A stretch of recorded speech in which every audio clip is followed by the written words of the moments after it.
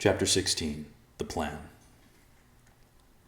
The day was cool as the travelers continued west, and it helped to ease irritable dispositions.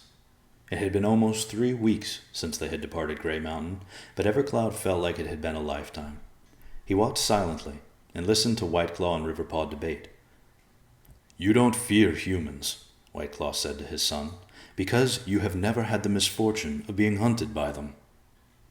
"I still don't see why we should fear them," Riverpaw shot back.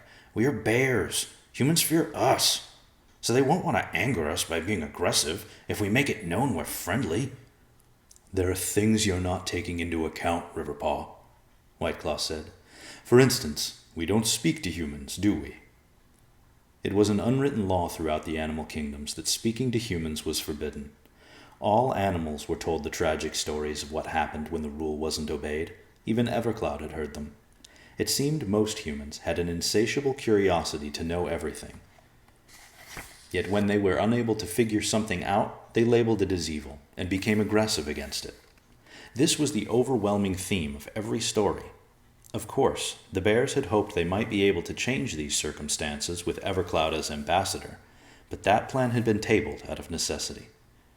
"So, pray tell, Riverpaw, how will we let the humans know we are friendly when the very sight of us sends them into fits?" Whiteclaw asked. "Evercloud will tell them," Riverpaw said simply. "Of course," Whiteclaw said whimsically, feigning idiocy. "A man they have never met, filthy from travel, and adorned in clothes they have never seen before, will tell them he can speak to bears, and will convince them we are not to be feared. Why didn't I think of that?" Evercloud couldn't help but chuckle at Whiteclaw's sarcasm. "Well, fine," Riverpaw said. "Then how are we going to question villagers about rumors of the ancients?" "Don't worry," Whiteclaw said. "I have a plan. Wait until we reach a stream we can rest beside, and I will explain it to you." When the travelers finally reached a stream, they dipped their heads down to the cool water and drank their fill. The sun was well on its way to setting, and it made sense to rest on the bank until morning. They were all very tired, but Riverpaw and Evercloud wanted to hear Whiteclaw's plan. So as they relaxed under the cool night sky, Whiteclaw laid it out for them. "In order to obtain any information from humans, we will need to blend into their world. And when I say we, I mean Evercloud. You and I, Riverpaw, should not allow ourselves to be seen with him. It would ruin any chance he has of seeming like other humans. Now, if I am correct in judging our location," Whiteclaw continued, "we are a few miles south of a village called Yorbrook, and roughly 10 miles north of a village called Hendrick. In the morning, Evercloud, you will bathe in the stream and use your claw to cut off all your hair. Try to shave as close to your scalp as possible. That should give you a style that's acceptable to the villagers, at least more than the hair you have now." This didn't sit well with Evercloud, as he had not cut his hair in a very long time. He liked his shoulder-length dreadlocks tied back with a leather strap, but he also knew not to argue. "I will travel north to Yorbrook tonight and return with clothing for Evercloud to wear into the village," Whiteclaw said. "In fact, I should leave soon if I want to be back with enough time to rest before morning." "What if you're caught?" Riverpaw asked. "Shouldn't we go with you?" "Don't worry, I won't be caught, and I want the two of you to be fully rested," Whiteclaw said. "We will head south for Hendrick in the morning. Tomorrow could be a difficult day. It's best that I leave now." And with that, Whiteclaw ran off into the night. "I'm starting to think my father has a bit of a communication problem," Riverpaw said to his cousin. Evercloud just shrugged. Then he stretched out and fell asleep. It was very dark when Whiteclaw returned to the stream, and Riverpaw and Evercloud were fast asleep. "Get up!" he yelled, gasping for breath. Whiteclaw nudged Riverpaw forcefully and yelled again, "Get up!" Riverpaw rose quickly, eyes wide. "What is it? Did you get the clothes?" "I have the clothes," Whiteclaw said, "but the plan has changed. We must move now." Evercloud jumped to his feet. He couldn't see in the darkness, and neither could the bears, but their senses were better than his. Whiteclaw spoke to his right. "Evercloud, get on my back. We have to run." The urgency in White Claw's voice warned Evercloud and Riverpaw not to ask questions, so the young man promptly climbed onto his uncle's back. Riverpaw, White Claw called, cross the stream and run south. Do not stop until I tell you to. Do you understand me? Yes, father, Riverpaw answered. Evercloud hung on tight as White Claw crossed the stream, and he wondered what had happened to cause an emergency exit like this. He briefly turned to look north, and immediately saw what they were running from. Dotting the horizon were the flaming torches of a mob. White Claw had not gone unnoticed in Yorebrook, and now the citizens were after them. The bears crossed the stream and ran south at a ferocious pace. Evercloud kept his body low to cause as little wind resistance as he could, but he also kept his eyes on the flames behind them. If he couldn't aid in the escape, he would at least serve as a lookout. However noble Evercloud's sentiments were, they were ultimately futile. The men had no chance against the speed of 2 full-grown bears, and the travelers rapidly put distance between them and their pursuers. The bears had run almost all the way to the village of Hendrick before White Claw finally called for them to stop. Enough, Riverpaw. We must take cover. The sky had become a little lighter during their escape, and Evercloud could now see large clumps of trees and brush. White Claw found one particularly dense group of trees and led them inside. Once again, the travelers were shrouded in complete darkness. Sleep, White Claw commanded. We will be safe. Evercloud rolled off his uncle's back and curled up on the soft ground. They were all completely exhausted, and no one had the least bit of trouble falling into a dreamless sleep.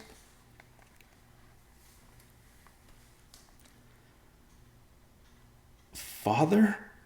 Riverpaw asked with fear in his voice the next morning. White Claw groaned loudly and stretched. The sun was now high in the sky, and Evercloud and Riverpaw could see exactly what had happened to White Claw the night before.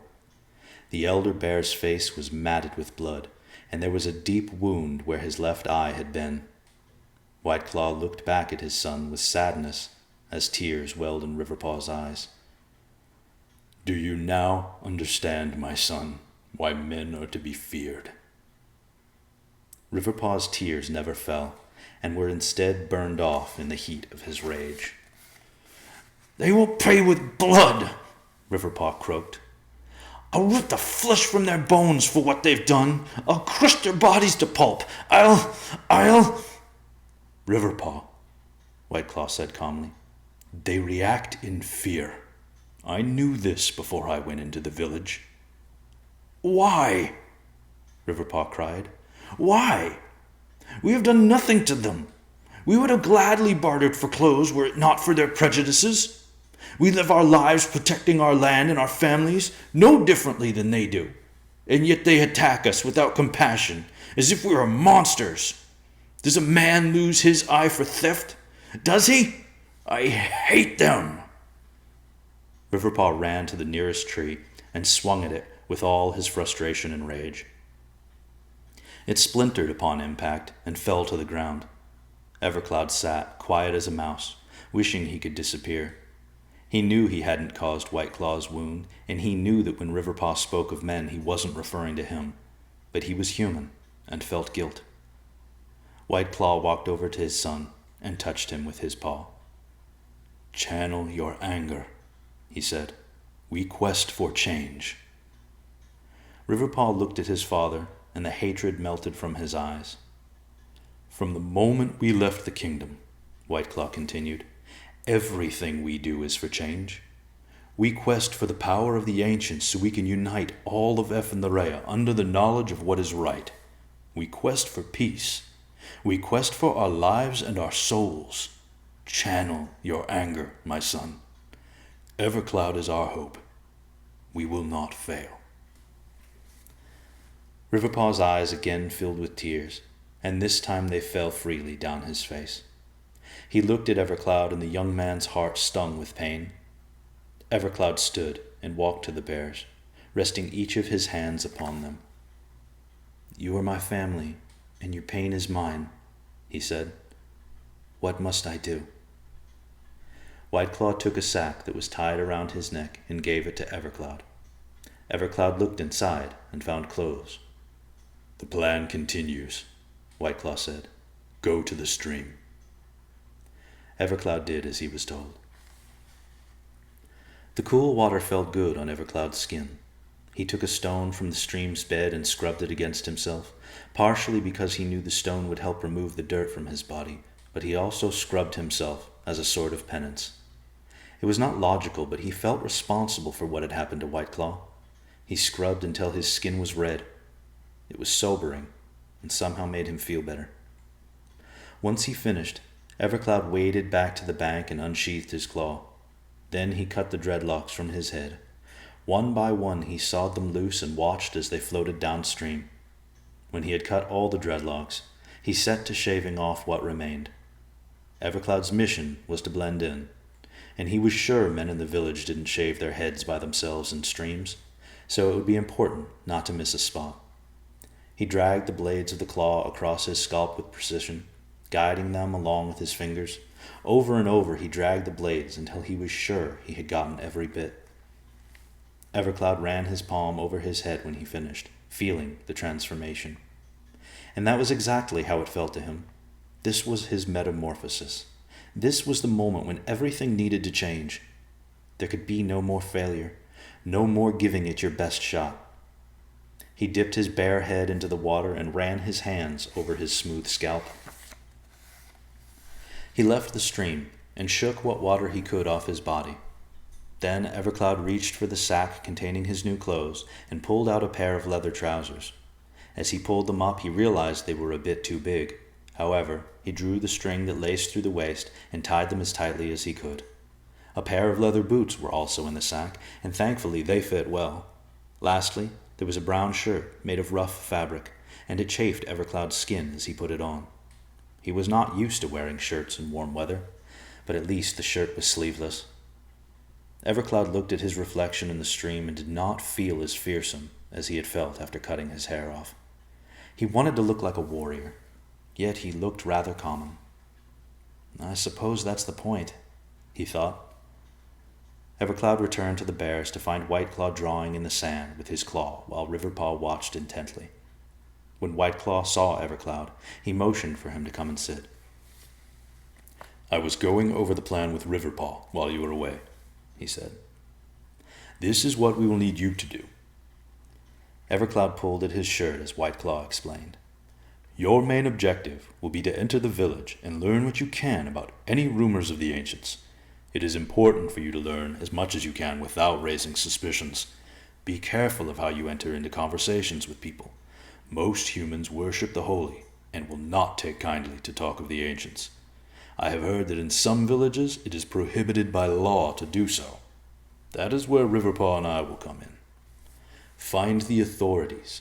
Tell them you are from Yorebrook and you were assaulted by bandits just outside the village. That should send them out, where Riverpaw and I will be waiting. This will free you to ask about the ancients without being reported. I suggest visiting a tavern. Humans have been known to be friendlier when imbibing ales. Also, before you leave the village, make sure to visit a medic and purchase a salve for open wounds. My head wound should be treated, and we may find the salve handy in the future. Here is some of the currency used by humans. Whiteclaw then looked sternly at Evercloud. Only use it on purchasing the salve. Evercloud nodded, and Whiteclaw continued. Once the sun is roughly 2 hours from setting, leave the village and follow the stream south. Riverpaw and I will catch up to you there. Have you got all that? Yes, Uncle. Good. Now go ahead, Whiteclaw said. You'll need as much time as possible. Evercloud stood and then turned toward the village. Oh, and Evercloud, Whiteclaw said, make sure to use a human name. Don't use your real name. Yes, Uncle, Evercloud replied. Well, he thought, this is it.